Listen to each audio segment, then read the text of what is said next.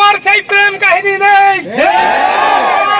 তোমার প্রেমের বেটি বাংলাদেশ থেকে চলে গিয়েছে। হযরত মুহাম্মদ সাল্লাল্লাহু আলাইহি ওয়াসাল্লামকে নিয়ে ভাই আমাদের ইসলামকে নিয়ে যদি কোনো কটূক্তি হয় তাহলে আমরা এই অত্র এলাকা থেকে আমরা দুর্গ গড়ে তুলবো এবং আমরা এর প্রতিবাদ জানাবো।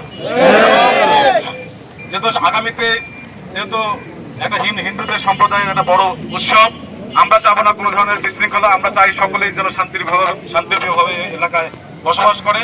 আমরা চাই সরকারকে বলি আমরা অবশ্যই এটার বিচার করতে হবে এবং এটার তাৎক্ষণিক জবাব দিতে হবে।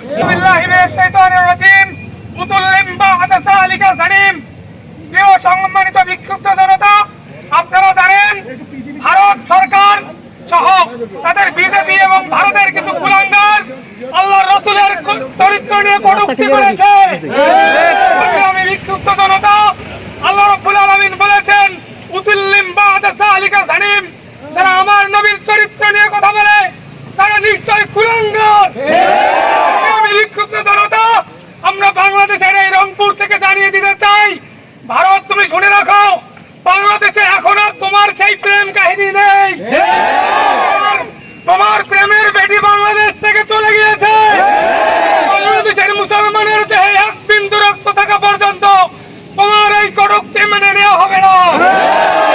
আমি বিক্ষুব্ধ জনতা, আমরা বাংলাদেশের অন্তর্বর্তীকালীন সরকারের প্রতি আহ্বান জানাই, আপনি রাষ্ট্রীয়ভাবে বাংলাদেশ থেকে ভারতীয় দুধকে বয়কট করুন। তারা আমাদের মসজিদের মধ্যে রাম মন্দির তৈরি করেছে বাবরি মসজিদ ভেঙে দিয়ে। তারা দিল্লির মধ্যে মসজিদের মেম্বার থেকে মিনার থেকে তারা মাইক খুলে নামিয়ে তাদের গেরুয়া পতাকা উত্তোলন করেছে।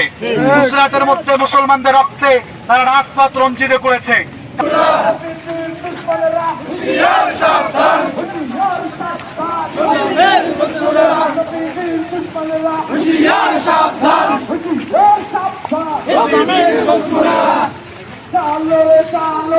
আগুন জ্বালো, আগুন জ্বালো।